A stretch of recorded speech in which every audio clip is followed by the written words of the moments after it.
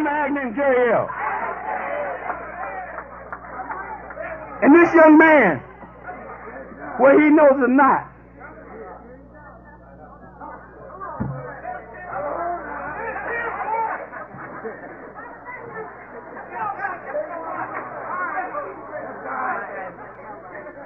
it wasn't the treatment center counselor, it was his tape. They kept me and Calvin right in the front row. I didn't know who Thomas was. I said, one day, if I stay on this pad, I'm gonna meet him. And I met him. I ain't gonna hold y'all up, boy. My friend from Baltimore, Maryland, Thomas P.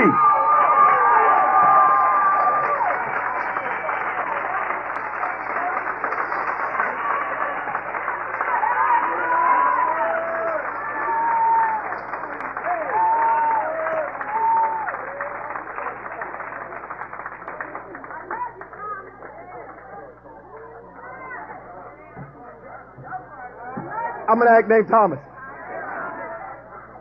I want to thank the God of my understanding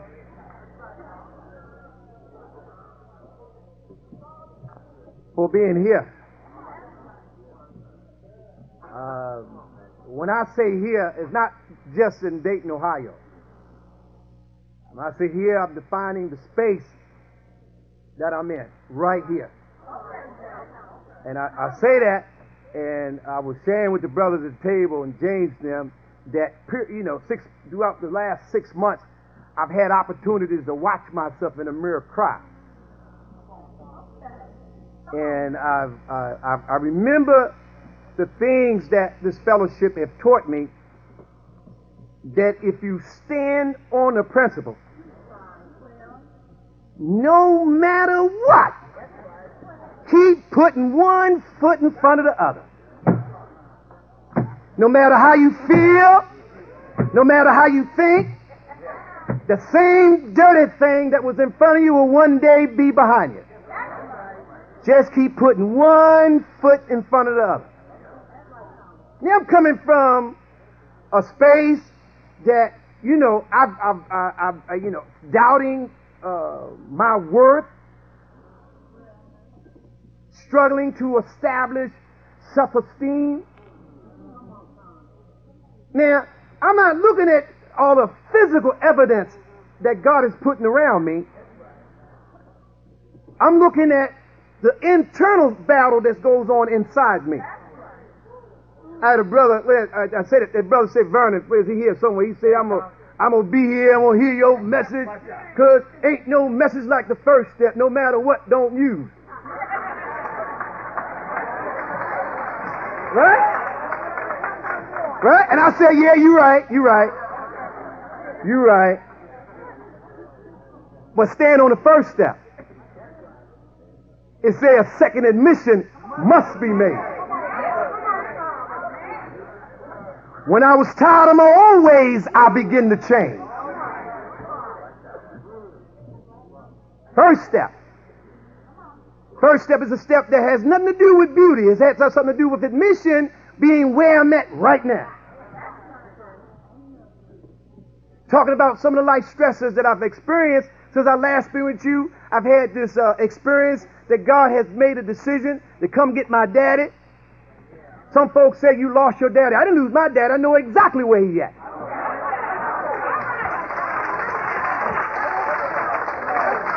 Yeah, my daddy ain't lost. My daddy in the form of the God of my understanding. I want to talk to him, I pray. I meditate and I can listen to him. I want to stop again. I wish the peace upon you that only God himself can give. Not your woman, not your man, not your job, not your materialistic wealth, but only God himself can give. I've been in spaces where these things that God has put in my life and has come and get those things. The last 6 months, my wife decided to leave. And I wanted them messages that have learned how to accept his message and don't play with it. Right? She decided to leave. I decided to accept her leaving and help her leave. No, I'm not trying to be smart because I love my wife. I love my wife. And I love this lifestyle that the God of my understanding through Narcotics Anonymous has given me. Narcotics Anonymous teach personal recovery. You can't work on a relationship. You got to work on a person recovery. Bring a healthy man to the relationship, you can have a healthy relationship. Right? And I was scratching my head and said, wait a minute. Now, you making a decision to leave me because of lack of attention. Wait a minute. Now, my dope fiend science is starting to happen. Now, wait a minute. I'm the addict that lived this Narcotics Anonymous way of life. I ain't do no playing around. I don't cheat because I know if I practice this way, all that one woman can give is all I need. So I'm that brother that lived this way of life. She said I wasn't giving her enough time, enough attention. So wait a minute. You're going to tell me you're going to leave me because I don't give enough attention? You striving and suffering from lack of attention to live by yourself? Wait a minute. So I used dope fiend science and I said, wait a minute.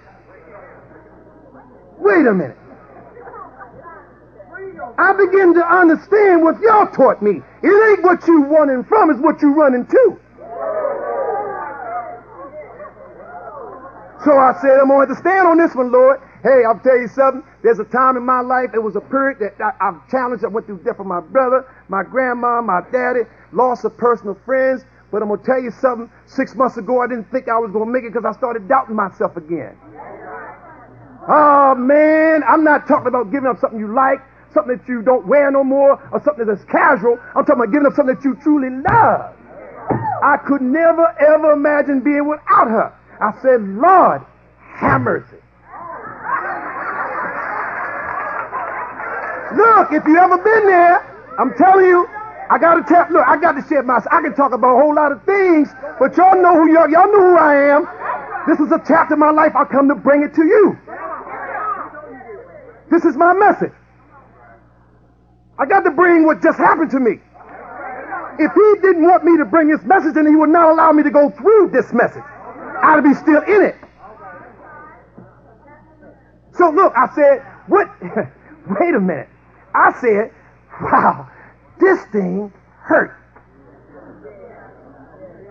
I was like, I'll tell those day booty, this thing jumped on me one night. I was sleeping in my bed. I looked up, I was standing in the middle of the floor, crying. I said, Lord, have mercy. I remember being on the job, working down the hallways, fighting not to cry. You ever been on the job, fighting not to cry? Lord, don't let me cry in front of these people. I don't want to look like I'm hurting, but damn it, it hurts.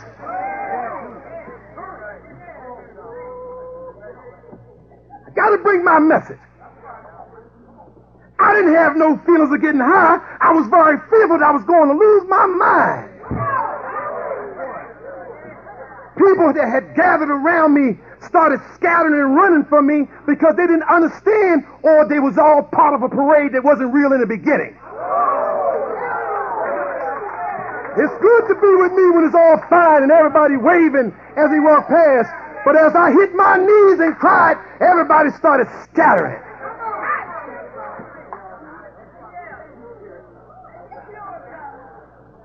I had a meeting with my household, you know, the people that didn't leave. My 15-year-old son from another relationship and Sheba the dog. We sit down in the living room.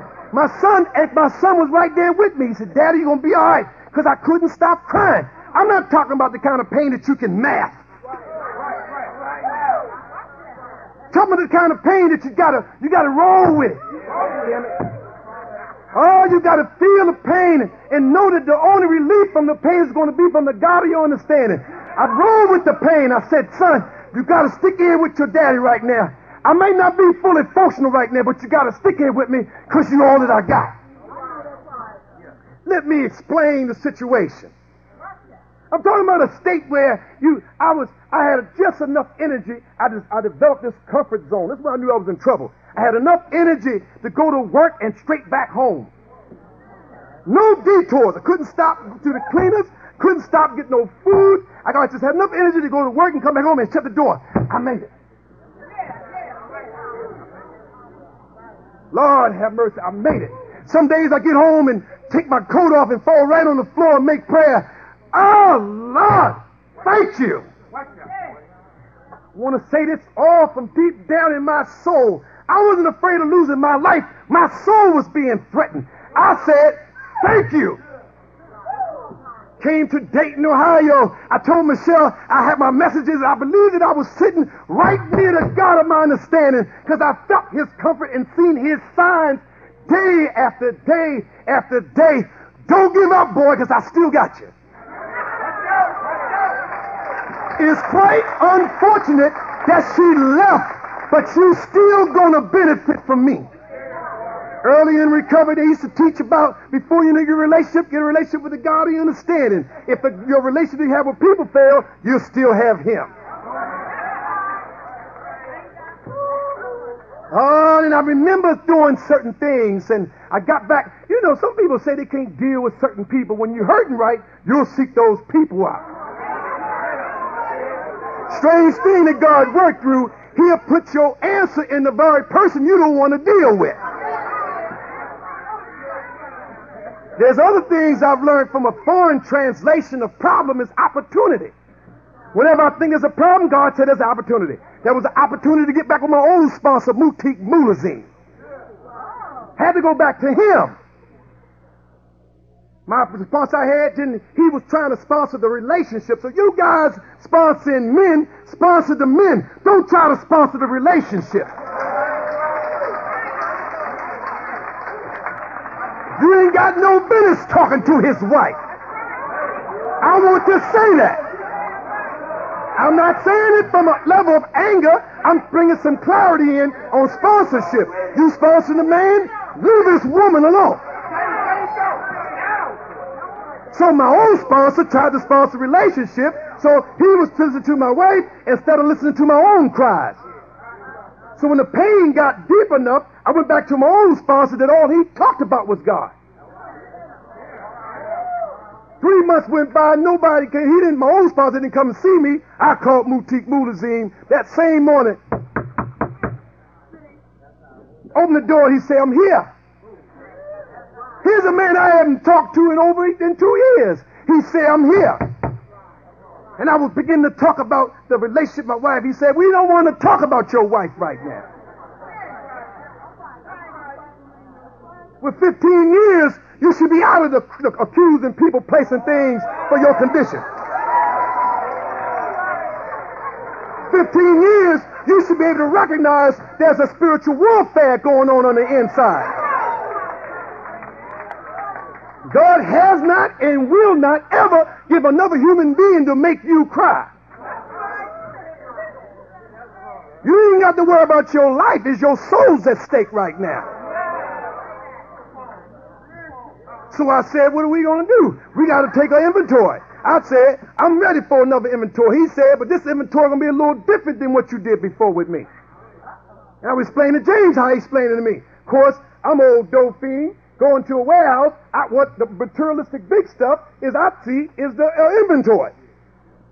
Being an old thief, I think if I steal the biggest box, I got the biggest wealth. I want to explain that. Big warehouse, big boxes. I said, we done got the inventory. Load the truck, let's roll. We should be wealthy after this. Mutik explained, that's not true wealth. Being a dope fiend, days later or hours later, that inventory is gone. Now you broke again. Now you got to do another hike. The true inventory is not the big boxes that you see in the warehouse. Somewhere in some little office, there's a little safe with documentation on how they got that, and you can get that from them, and you can keep your inventory going. So it's not the big surface things in my life. It's the little small things that I keep trying to hide, even from myself. So I said, ain't that something? It ain't her, is it? No, it's still you. Ain't it something? So we done moved personal opinions out the way and go direct to NA program, which is what starts with you, ends with you. And that really made me real fearful. Now I'm talking about a kind of detox that without any substitution. I'm not talking about hurting and doing this and doing that so you won't hurt. Right. I said, oh, country boy, I said, I'm going to take my knife out in front of my lawn, stick it in the lawn, I'm going to ride this one out. No matter what. And I'm going to feel all that this has to give me. And I knew it was going to be something. It's a 9-year relationship. And I'm not giving up something I like or was tired of. I was giving up something I love. I'm talking about giving it up. So look, I started calling the people that was not fearful and didn't run. They bought coffee. You know, they was afraid. I was afraid too. I don't know if you ever been in a condition where spiritually you feel challenged where you're afraid of yourself. Where emotionally you don't know what you're going to do next. I mean, it's frightening. Where the pain has get to this surge, some people call it anxiety attack, right? But the pain gets so high, you start thinking, well, maybe I should do something stupid just to get a vacation from the pain for a little while.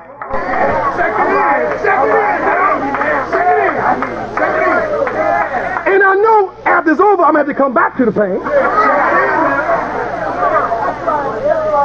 But when you go to bed with it every night, when you go to work with it every day, come back home to it every day. Sometimes I was starting to think, well, maybe I should just get away from it for a while and be willing to deal with any consequence that come with that. So I knew I was in trouble. So I got all my friends, it was 4 left, got 4 friends together.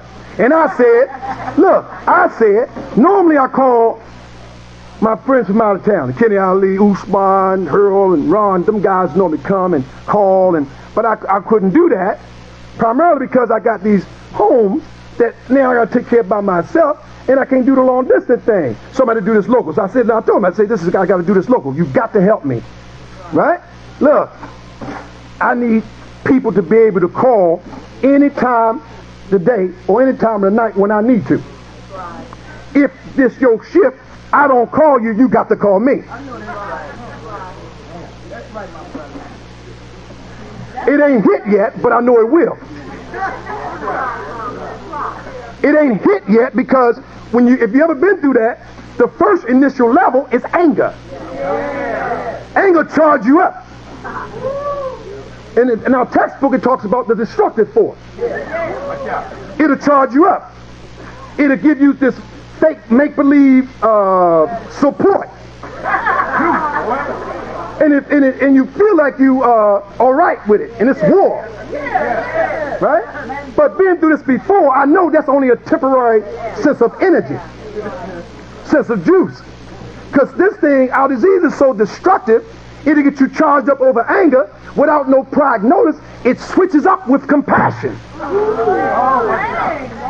And then you walk around with shame and guilt. So before that hit, I started putting my people in place. I might need to call you. Check in. Let me tell you something, man. I remember going to work and crying, saying, "Look, I made it up. Go ahead, Thomas, I got you. And I just need you to talk to me right now. Look, I'm all right. God damn it, this thing hurt." And riding, I'm on the way to work now. And right in front of the parking lot, trying to clean up enough to get inside. Can you make it, Tom? I gotta make it. I don't have no choice because I'm afraid to stay home. Because sometimes if I stay home, my disease will whoop me so bad I'll stay in the bed and it get worse. Then if I got nobody to talk to, I'll wind up talking to myself. I'm trying to tell you something. My message is that you don't have to be afraid to stand up for something. So I got and went on in there, putting one foot in front of the other. I didn't know when it was going to click, but I knew if it done it for you, it would happen for me. So I just kept doing putting one foot in front of the other. I'm not going to call her no matter what.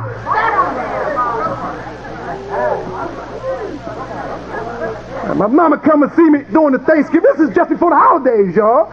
For the Thanksgiving holiday, my mama came and fixed dinner for me. She still wanted me to have a dinner. My mama came because we both still grieving my daddy. And I told mama, I said, that mama hurt. Almost like just bad when daddy left. He said, yeah, baby, but it's worse than now. This is going to be one of your greatest challenges. And if God didn't think you can do it, he wouldn't have never brought it to you. But you got to remember one thing, son. The same thing that got you to this point, you got to do the exact same thing. Say, mama, she ain't called, mama. Yeah? Well, don't call her either. It's a simple thing, son. When people don't call you, that means they don't want to talk to you.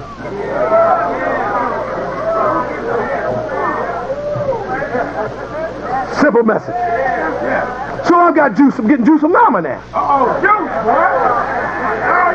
Mama said that whenever hour of the night that you want to talk to people now, you've been calling them people you got, and it's good they've been there, but now you're going to have to start grabbing your rug, son, and running and talking to God.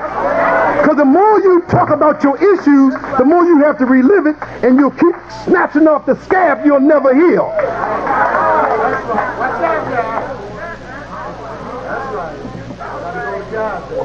Started putting my program back together. Going to the gym, and a lot of people don't understand exercise. You know what I mean? I went back to the gym, and my regimen early in the morning, because I kept telling people my difficult time is in the morning. I'm all right if I can just get on my feet. I wake up to my reality and say, oh God, she's gone, it's real, it's not a dream. In a big king-size bed, I'm still sleeping on the right side. Wait a minute. The book talks about illusions. I'm sleeping on the right side like she's still there. Said the mornings is a tough time for me. Boys said, go back to your program. Program is a regimen. What is your program? Y'all go exercise in the morning. Get up out of the bed. Don't give yourself a chance to think about your condition. Look at what's left in your life. Get your gratitude back. So I went back, and any of y'all guys lift weights, you got to concentrate. That's right. You got to go and get on the bench and be able to go on the inside.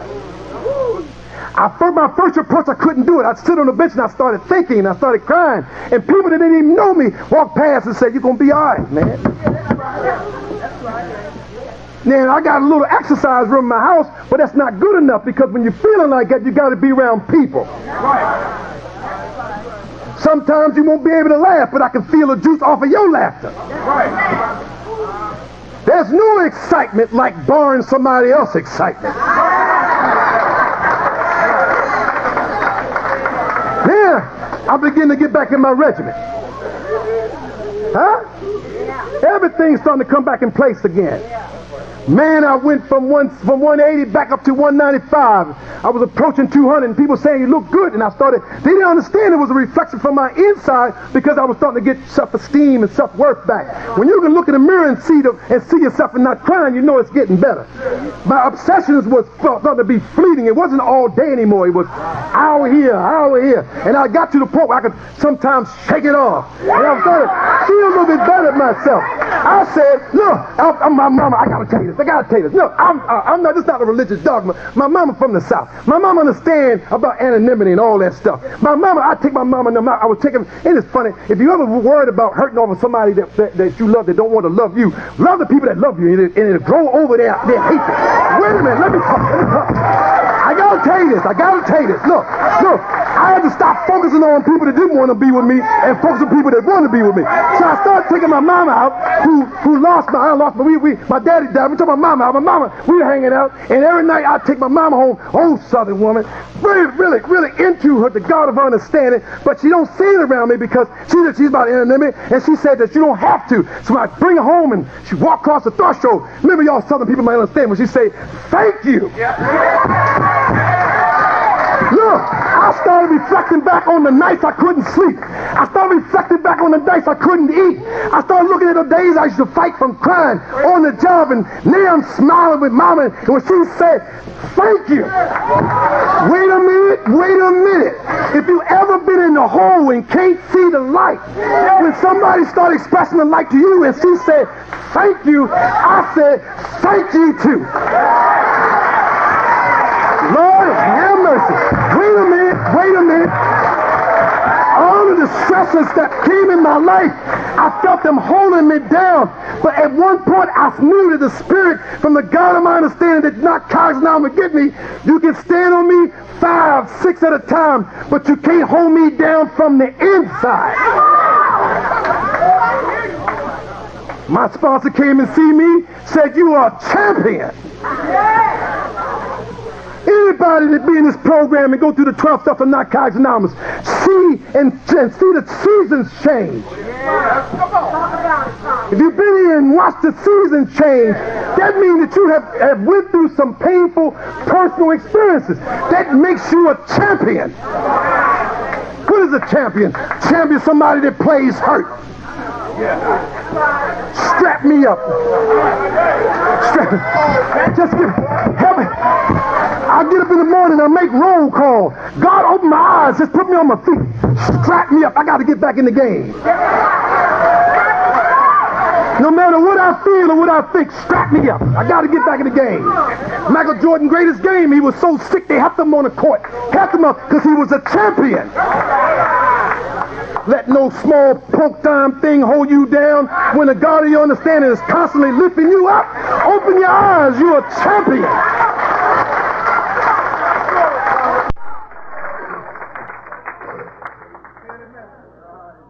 I was feeling the strength that the program is starting to give me. Lord, I felt like I could crack. Once again, I felt like I could drag 2 lions beside me. Feeling strong and confident about who I love and who loved me. Everything was all right. And the closer I came to come to Dayton, things started coming up again. Oh, I'm talking about how our disease will resurface and continue to progress.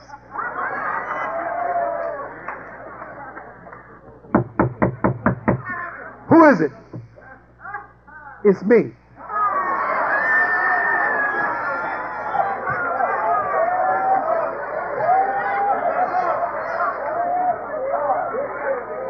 Now, I'm no fool. The God of my understanding fixed this thing inside us. We know when we're in situations that don't feel right. Can't nobody in here that's been here more than a day can say that they didn't know. It didn't feel right. I'm listening. It sounds good, but it didn't feel right. And I didn't feel good. I went through all that pain those months. I mean, look, I don't celebrate this holiday, but let me explain to you how one of the things I had experienced during I went through the holidays battling. Let me explain. Look. I got a part-time job. Look, it's about these people listen to this tape. I ain't gonna talk about the name of this place, but I can talk about the number we use, B3. B3 is a psych unit. That I had to get a part-time job because I tell you, I had been doing this thing by myself, and I had to get a part-time job. And I called this place I worked at before, and they said, "Sure, Thomas, we love you, but we got to get you to sign a contract because you got a habit of doing bad. As soon as you do good, you leave us." And I said, "Okay." So I signed this contract, and then at the signing of the contract, I didn't have to tell her I was in financial. I wasn't no debt, but I was struggling. She gave me a signing bonus.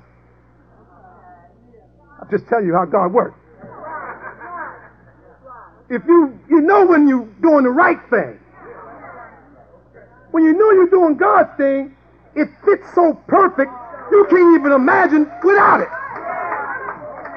So everything's starting to come together. So I said, okay, I'm back on B3. And my job is to treat people with the same stressors that I got. 22 people in there trying to kill themselves because they can't accept a broken relationship. Can you imagine how that felt? Now I'm starting to see some things.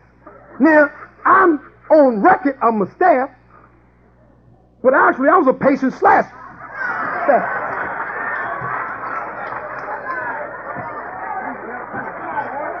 I gotta tell my story. They gave me an ID and the keys because it's a locked unit. I go in the unit, open the door, and I felt like Otis locking myself up.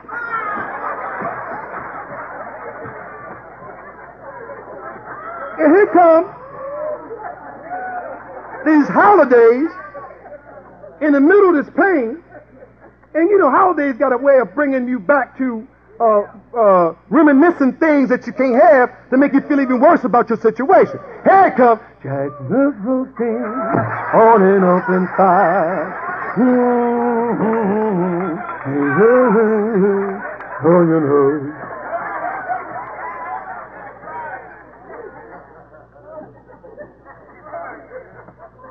Now, I just want you to understand and try to put the picture that when we say we are messengers of Narcotics Anonymous, that means even you have a large responsibility.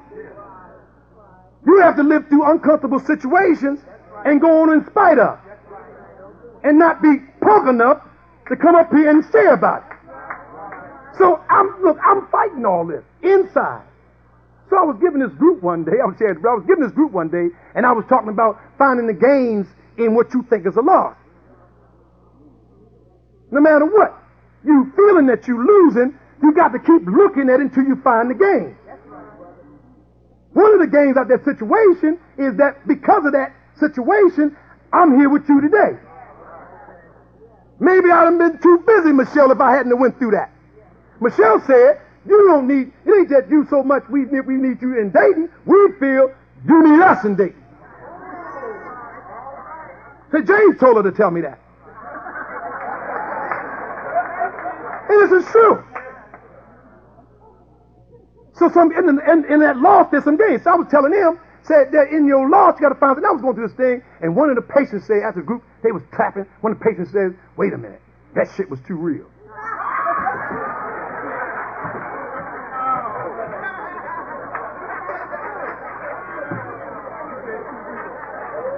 That was too real.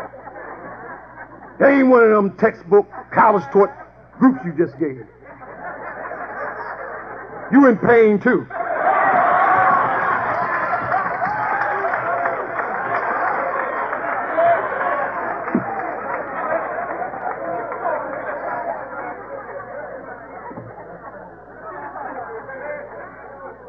Now, going through all of that, the knock on the door. It's me. And the conversation has presented itself for me to give up everything that has helped me in them last 4 months. Everything. You don't need to work as much. You can give up that job. Now, she don't understand that the job wasn't just feeding me financially. It was giving me what I need spiritually to be anchored. Hey, let me tell you something, brother. You want to get outside yourself when you're hurting, you help somebody. You want to get connected to God, you're standing, help somebody. I'm telling you, it ain't the focusing, it's giving you growth for what you need. I know I was only hurting because I had a hard time accepting what God was giving me. That's something I want to talk about. God damn it, I got it. We was at the 11 o'clock meeting. Let me do a, wait, Michelle, I'm sorry, I'm having one of them psychosis. Look, we was at the 11 o'clock meeting. I got to talk about this. Brother put out a topic, the difference between sanity and insanity. God, in my understanding, represents reality to me. God is reality. When I don't accept the God of my understanding or the reality that He put in my life, that's insanity. Sanity is when I can accept what He put in my life and move on to His next message. Does that make sense? My insanity through all this is reluctantly accepting what's happening. And He do something that's really neat. You don't need no philosophy or no spiritual awakening. The signs will be so clear in front of you. You don't have to wonder whether your relationship is right or not. If it's hurting, it ain't right.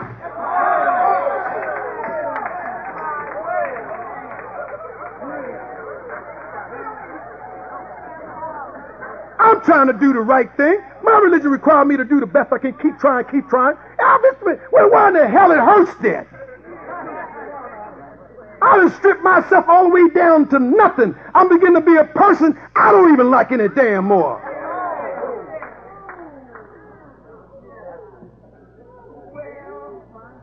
I'm not responsible for happiness. My responsibility to enhance happiness.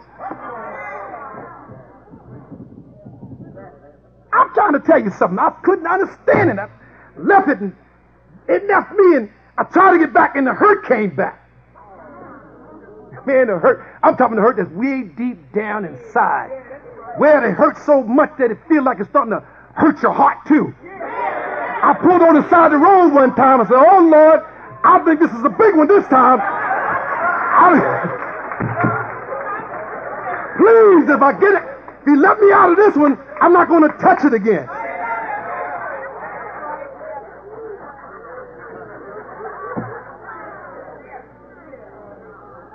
You know, you leave something alone and your life come together for some strange reason. You want to touch it one more time.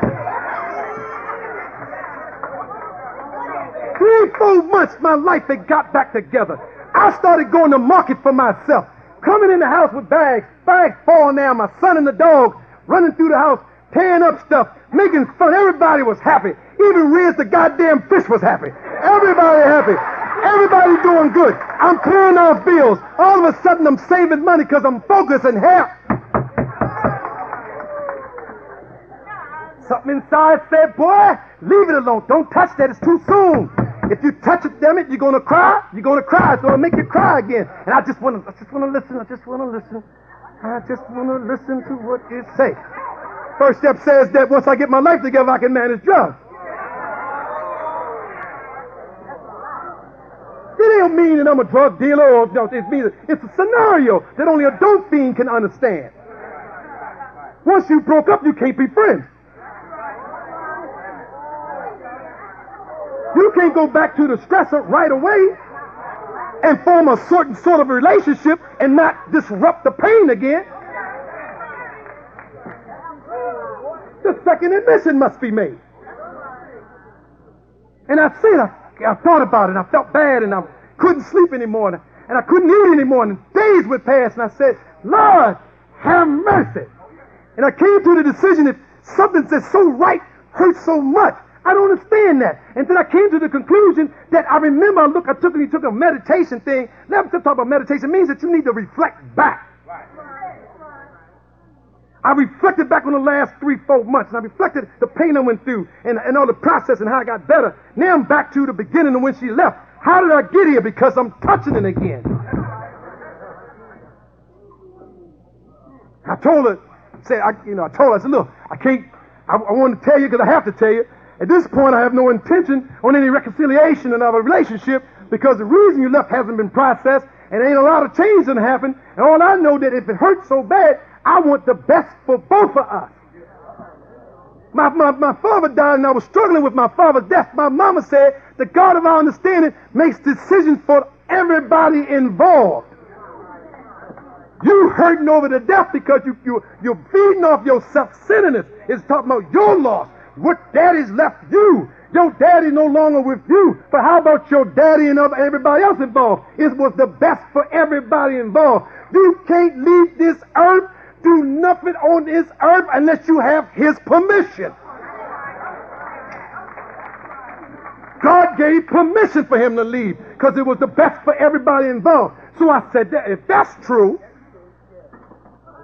then when my wife and I broke up, it was the best for everybody. Everybody involved. Now, am I going to do my will or his will? And I said I couldn't do this. I don't know what's going to happen. All I know that this fellowship says personal recovery. Work on yourself. Look at the views or the discrepancies or the things that she had that was wrong, that she said was wrong. Talk to your sponsor. Find out from yourself some things can change so when you get into a new relationship, you can bring a new person. Even if it's her, bring a new person. Don't work on the old relationship in that one. I want to tell you this. Look, you got to understand what I'm saying. I told her this marriage is over. If we're ever going to do anything in the future, it's going to have to be on a new one. No more patching it up. No more acting as if nothing never happened. There's certain things I know I can't live with. This one is over. So then I'm going back through the process again. Let me tell you something. Everything I wanted and had planned to do in my life prior to that breakup, I said it was going to take me at least a year to do. I've done in 3 months.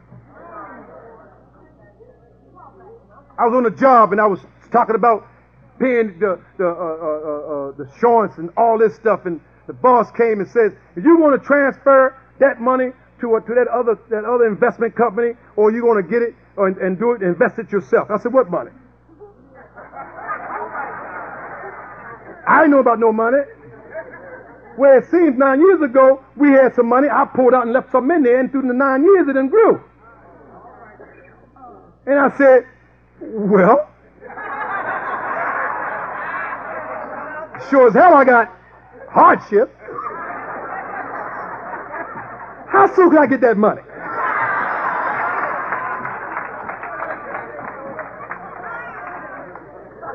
You got to understand what I'm saying. Even the new people, I was in meetings and people sharing about wanting to get 1 day clean. Striving to get 1 day clean. Crying, crawling and scratching to get 1 day clean. And with 15 and a half years, I was identified. Not just to be clean from drugs, but to be clean from a real uncomfortable situation. You ever been in the clouds where you just want to be free? Boy, I went to bed with it, woke up with it, went to work with it. God damn it, I'm free. I can feel the joy and the laughter. I told Michelle, I can see the green and the red again. So many times, many days, it's been all gray. When you can feel the colors again. God says, and it's been a dictionary, it talks about definition of gratitude, thankfulness, appreciation, get different definitions. But when it comes down to the realistic part of this disease is, you have to thank people for what they've done for you. You got to thank people. That's a form of humiliation, that when you're thanking the person what he did for you, you're thanking God. God will continue to bless you. This is nothing. I got to take my time and do this. You got to thank people.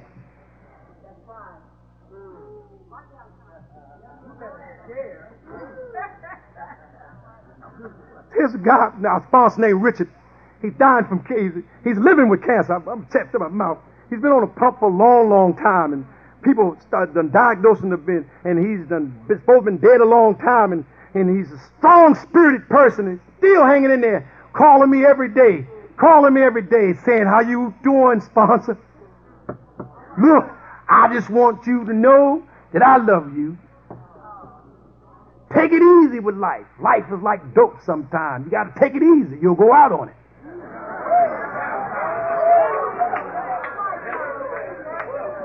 I want to thank my sponsee, Richard. I want to thank my mama. God has blessed us with this relationship that I'm still her baby. And she's still a teacher to me.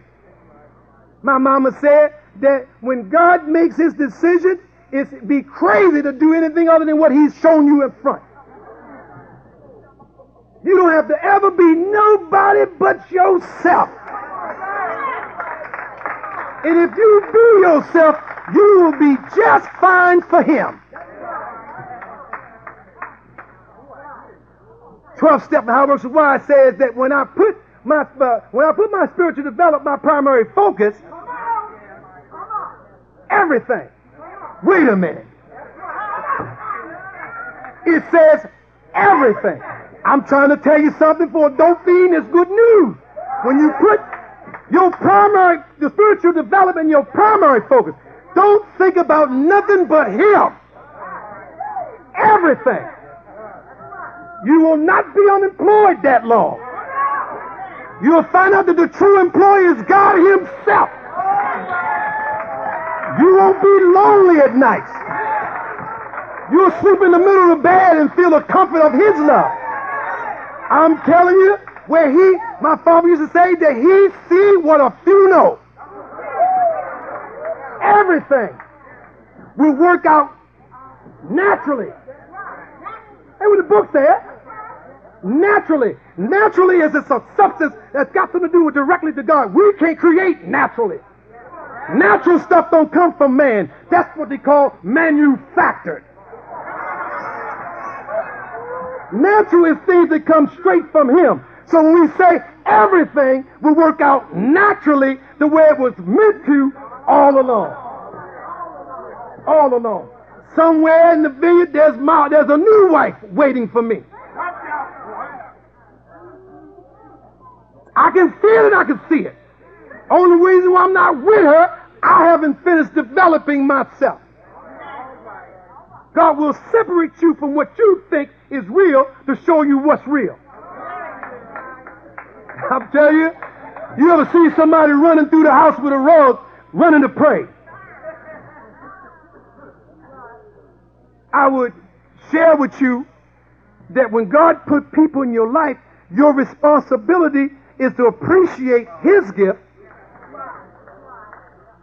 And when it's time, let it go. Whatever the situation may be, I let my father go, only to find out he's still with me. I was embarrassed, Paul, because I was in the middle of it. I started feeling like a failure because my marriage was broken, and I started feeling less than. And I didn't want to talk to nobody. This is the first time I've spoken since last August. I didn't speak nowhere. Not even a meeting, didn't speak nowhere. Because I wanted to make sure I was getting to the message part instead of sharing from the anger part. You know, I'm from the old school. When a woman leaves, I want to talk greasy about her. Or when she leaves, I want to hurry up and get somebody else so you can still think how great I am. I used to be a good rat. A good rat is a creature that got two holes. One to live in and one for escape. I'm no longer a rat today. I believe if I have just one, appreciate that one, she'll be more than what I ever need. My role right now is to make sure I'm that champion that God wants me to be. Don't want to keep causing harm in nobody's life. Michelle said, I'm like her brother. What I do, what y'all think of me means a lot to me. I got to be the same person at day that I am at night. That's a spiritual awakening. Old dope fiend, and I said dope fiend, not to go against our literature, I call it as a part of our behavior. That slimy, sticky person. 11 o'clock at night, 12 o'clock at night, the dope fiend shows up. Even without the dope, you still got the fiend. Always trying to do something to get away. Wait a minute, I'm serious. The dope itself wasn't only but 40% of the high. The copping and the sneaking in the line, getting high, acting like I'm not high, was the other 60% of the high.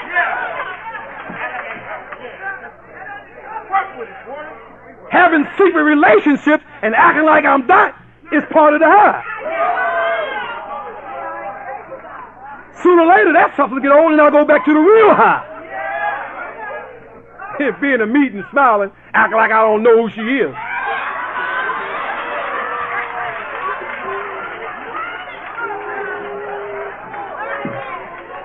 Last time I did that, I did it when somebody had some self-esteem. She pulled me up after the meeting and said, nigga, you just snorted in my face all night long. You can't speak to me?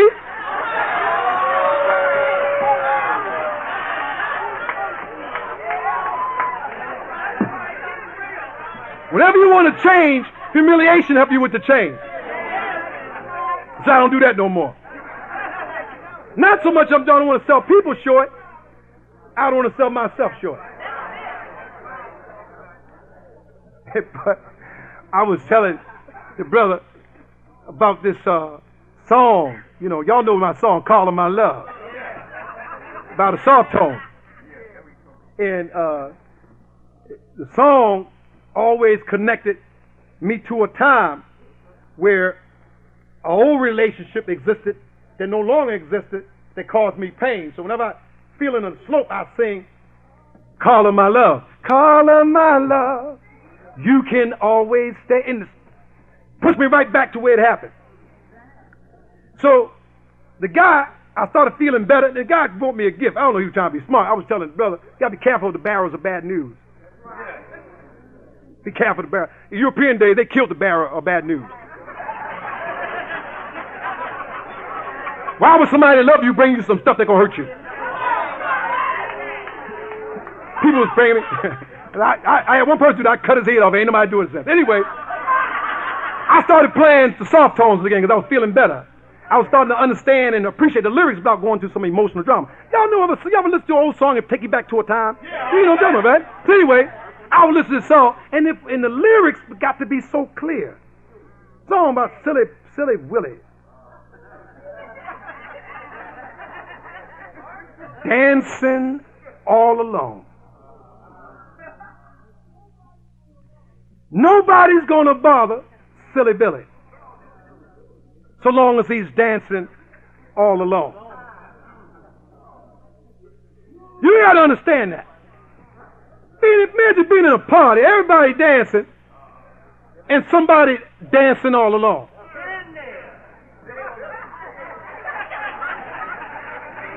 Nobody's going to bother you while you're doing that because people tend to treat you the way you treat yourself.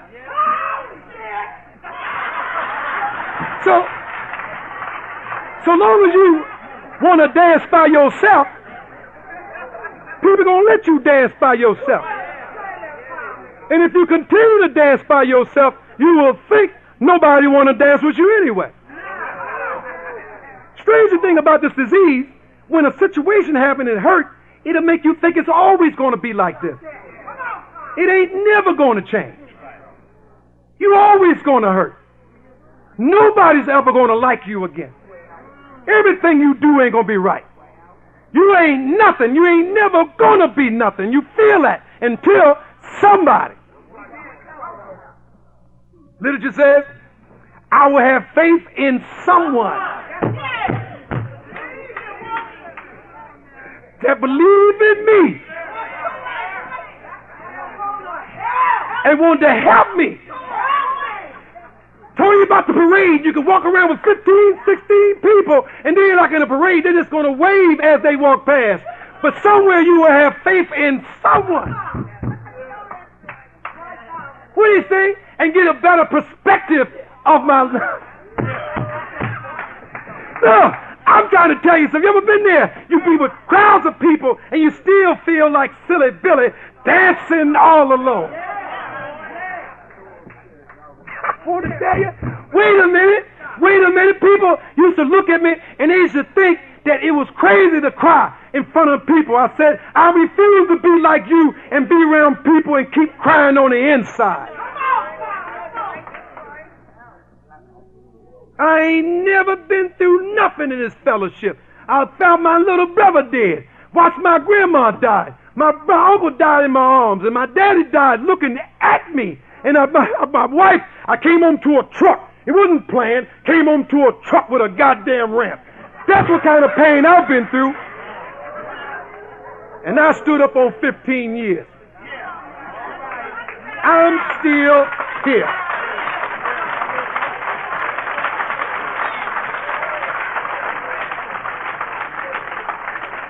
Tried out one time, why me? Why not you? You share real good. Why not you? You think I got you up front for something else? We share our experiences. What other experience can I bring to Dayton, Ohio? Look, if I do anything other than that, I'll be lying. When you have any doubt of the power of the God of your understanding, wait till he takes something he loves. You have a choice then. Either him or go crazy. And a crazy man does self-interest behavior. Like getting high. Sometimes I had to talk to myself. Lord, I'm not going to let nothing do this. I'm not going to give up, God. God, I'm not going to give up. They said that the bigger the pain, the bigger the reward. God, I know you got something big for me. Lord, have mercy. I should look for the light, and I couldn't see the light. But God said, stop looking for it. Just feel it. Lord, have mercy. I used to try to explain to people how afraid I was, and they thought they understood. But when you get to that level of fear, nobody can understand that because that's God's message to you. Ain't got to be phony no more. When you can be real with yourself and real with other people, they say pain shared is pain less. So, my message is, if you with somebody that you don't know, and if you with somebody you don't love, write a letter to somebody you ain't talked to in a long time, and it's to yourself. Ask yourself, is it real? And if it is real, why are you not happy? Love is not a burden. Relationship is not a burden. Relationship that I experience, I love my wife. And my wife, I love my wife. But I got to understand that personal recovery. My issues ain't got to be yours. And your issues don't have to be mine. I could get in a new relationship even with her. But I got to first end this one. Said the heart ain't shaped like what they got it in the book. Heart has that. They form this heart. Man say this heart is like Valentine's Day, like this, right? Heart starts down the bottom at one point. Everybody in love. So man, the sex is great. Calling every day, on the job, 5 minutes, sit on the phone with a soda, get in trouble, can't get back to work because you're on the phone, and then the relationship started getting real. And then finally, the relationship has this confrontation because people are starting to meet the real people. Nobody do a fourth step with their mate before they go in the relationship. She didn't know that she was in a relationship with Lorraine Porter's still baby boy. And I didn't know I was getting in somebody's relationship with somebody that had just as many issues that I got. At some point, we can make the decision to be whole again or seek another relationship to start here again. And that's what this fellowship gives us, choice. It's choice. You ain't got to make no decisions right now. Nobody can tell you you have to make a decision right now. The God on your standing will lay out your whole path when you lay down and make prayer to Him. The answer's in the prayer. I make prayer in the morning and I say, I get ready because I got this thing, I got this mental telepathy that I get so caught up in my head. Some days I live out the whole day of work and haven't even left the house yet. And of course, I've already put together a very bad day.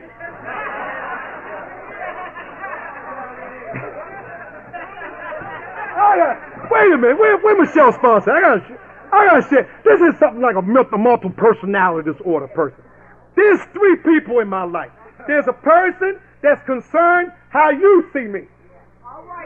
Then there's this person that's only concerned how I see myself.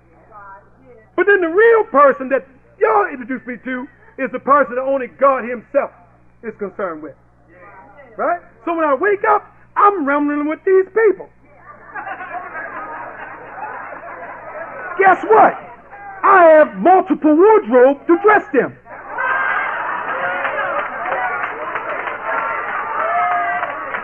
I'm not lying. On my job, I got to wear suits, but then I got this sweater slack Playboy Gator thing. Then I got this Yo Boy thing, right? So I'm trying to be confused about who I'm gonna be that day. And without prayer, you're gonna be one of the wrong people. I'm telling you, and you're gonna have a whole lot of trouble. So what happens is, I make prayer so that I can go to work. Work don't mean when I get on my job. Work means when I go down my stairs from my bedroom and got to interact with my son, interact with my dog, pull out of my driveway and almost hit the neighbor, go down the road for people that's going, all kind of things. I'm getting ready to go to work. The work means I'm about ready to practice these principles in all my affairs.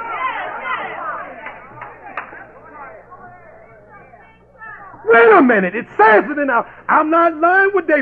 Booty. As is not my theory, literature says the sooner. God, let me, where the guy Charles at? Where the guy Charles at? Where he at? He's around here somewhere. Where is he? The literature says the sooner we face our problems within our society, just that much faster. Just that much faster do we become productive members of that society. The sooner. Can't keep hiding in the rooms, using my diagnosis of a dope fiend, why I can't do stuff, always trying to get something for nothing. When I don't want to talk about myself, I talk about y'all. I can't keep doing that stuff. Telling you the only time I can be slick, the only time I pray when I get in the service, I can't keep living like that. Not in here.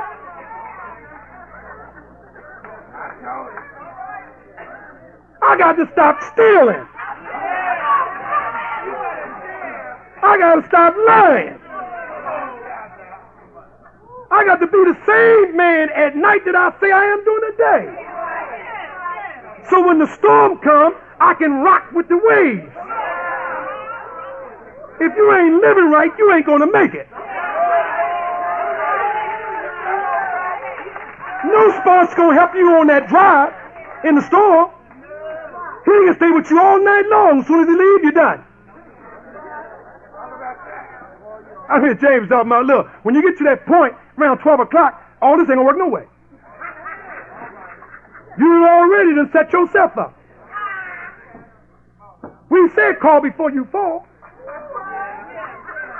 Falling ain't actually putting it in you. Falling is participating in the behavior again. You can't live clean. You can't live dirty and still proclaim to be clean. God will show us to you. And he will show you to us. Let me stop. Let me stop. There was something I said about the little boy, because some people think I was born and it ain't like this. I'm the beady-head, buck-toothed guy that came in here with a pair of sweatpants, pair of Reebok thick-soled shoes, and my mama got down the place. Y'all know what the place is. She bought it from down the place. I sit on the front row and I felt the comfort of my jeans some days. I felt the comfort of my sweat clothes. I was early because I didn't have a big selection, and I was okay. God has took me from that point to this point. I am a positive possibility of Narcotics Anonymous because you did that for me. You said you love me. When you say you love me, you have just said you love yourself. God said when you mad at somebody, pray for them. Talk to God for them. Why? Because if he's in this program, the God that you pray for that's in you is in him. So when you pray to God, God touches him and give him that message. Some kind of way, something happens. I'm telling you, look, something happens. I can spend the rest of my life trying to explain, but there's no explanation for God's will. He do things to make us know that it's got to be him. Say it's going to be 90 degrees today, then it's a snowstorm. Got to be God. Wait a minute. Everybody seems to have taken raffle tickets. This is the one going to take him out. I know he hurting there. God damn it, I knew he hurting. He ain't gonna make it on this one. They say they seen him on his job crying. I knew he gone. 30 days later, I walked in there standing 90 degrees perpendicular to my God, saying the grace of God has delivered me again. Yeah, she came close.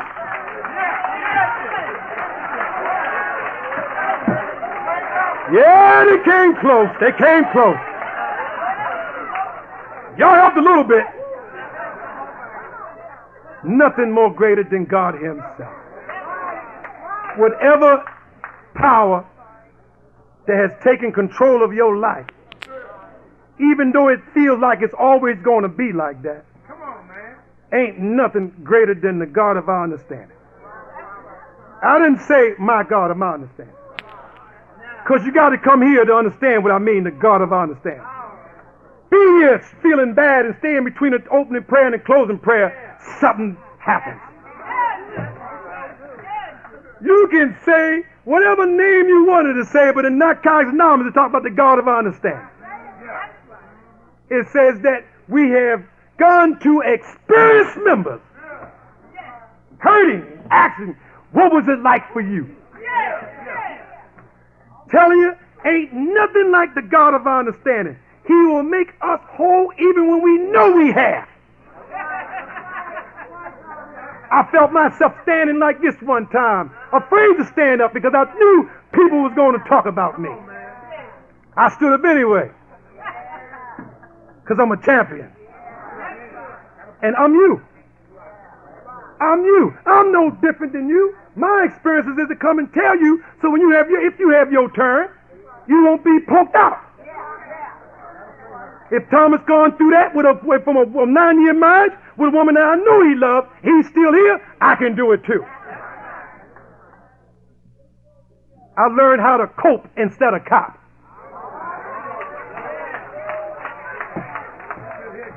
No, sir. So I want to thank Dayton, Michelle, and Jay Booty, Mike, James, all y'all guys, and Big Shot Charles. Strange when he got with a woman, his back stopped hurting.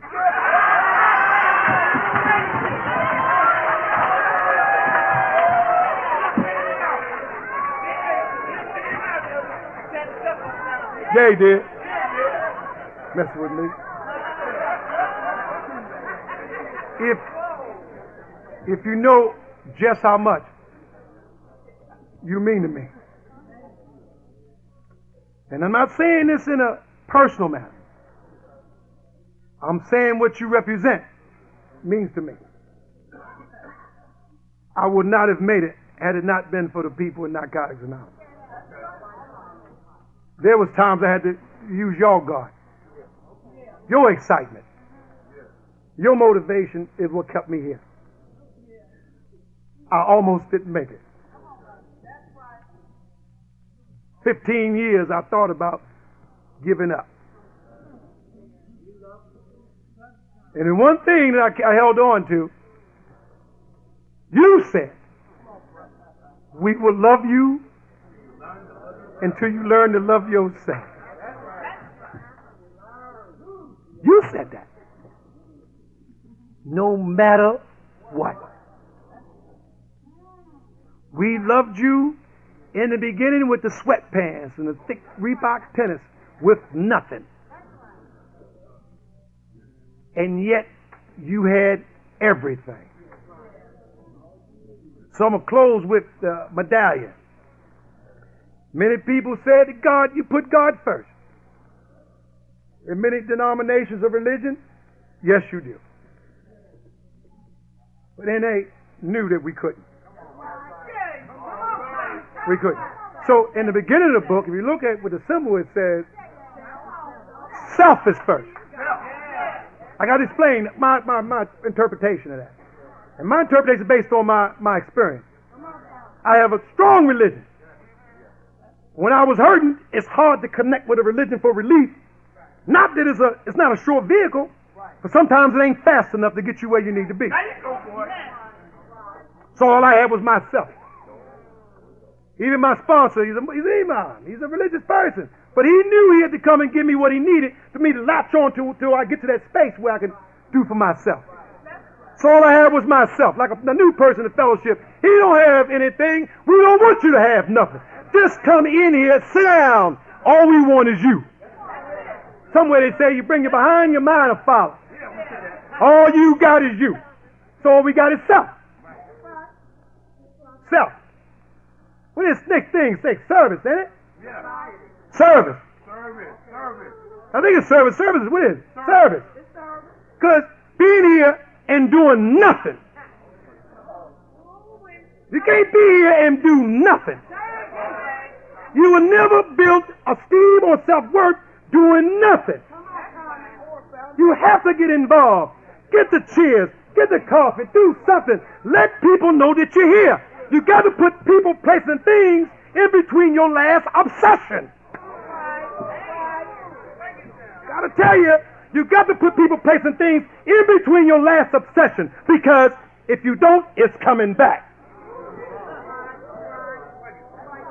And so it's service. Do something. Get to know people. Hang out. Ain't no need you go home and laying up, because you're still going to think. Thinking is obsession. After service comes society. You all I got. I don't want to be like the other things. There's a book that talks about in religion how people pass by on the other side. I don't want to be like that. And when it get rough, you're the only one to understand me. You're the only one that's got patience for me. How else will I go and tell you what I'm thinking so I don't have to act out? My thinking ain't always appropriate. I'll tell you. Look, I got to tell you this. I watch y'all. Y'all look, some of y'all women, you don't want to know what I'm thinking.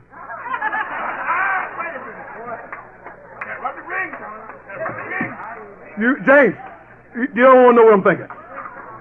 If you don't think that's right, you just sit there and be quiet for a minute and listen to your thinking. So society, get in the middle. Get in the middle. If you get in the middle, you ain't got to worry about falling off the side of the wagon. Get in the middle. Where you go, I go. Let me know different how much you got, how much I don't have, how much I got you don't have. Get in the middle. I don't play cards. Y'all gonna play? I play cards.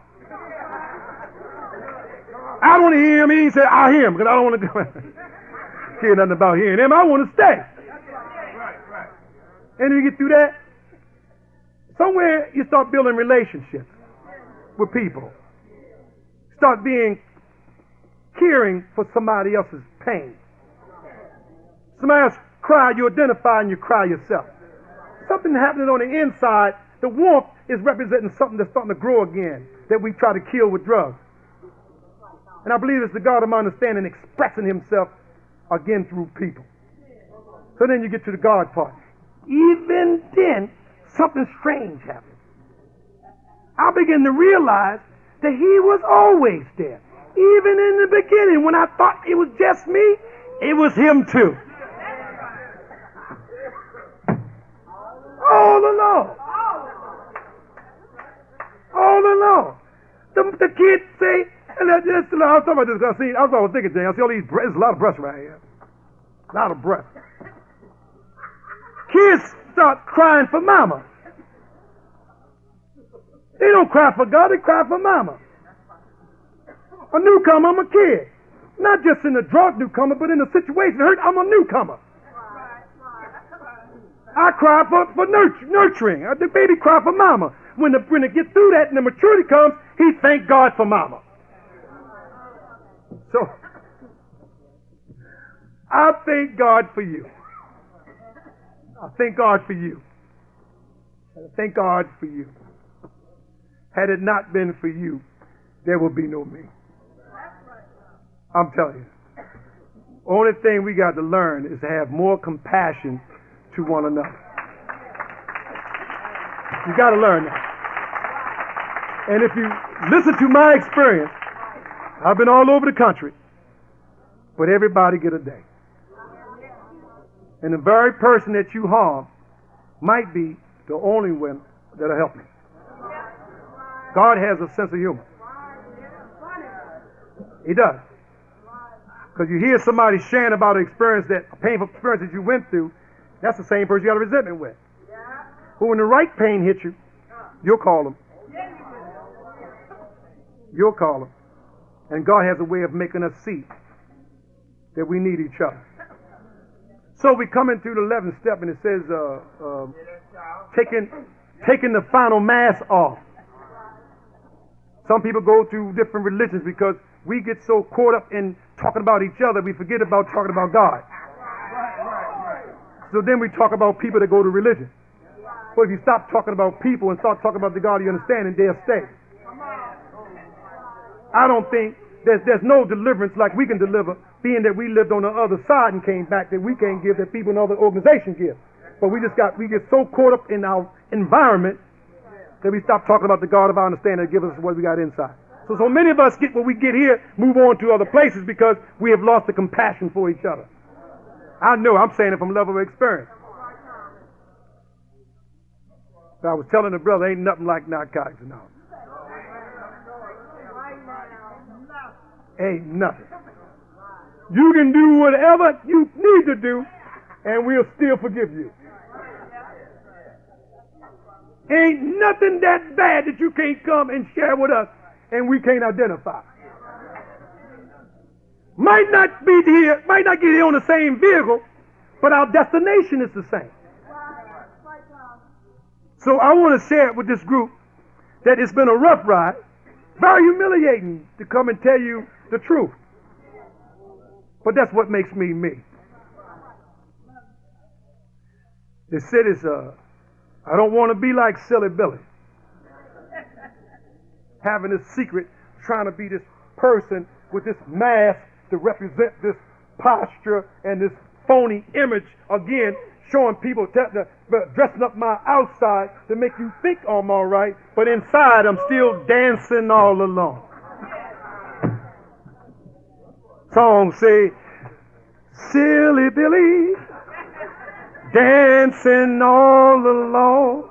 Don't want to dance alone. Don't want to dance alone. God of my understanding says that we are here. NA means never alone. Never alone. I want to thank the sister. May the God of our understanding continue to answer our prayers, which is for us and them. Don't make no difference what you call your God. In here, we all heading in the same direction. Ain't that right? We all heading in the same direction. Thank y'all, man. Thanks for allowing me to share.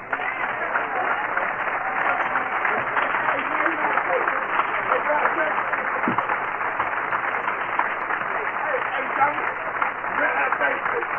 you put two of them in there.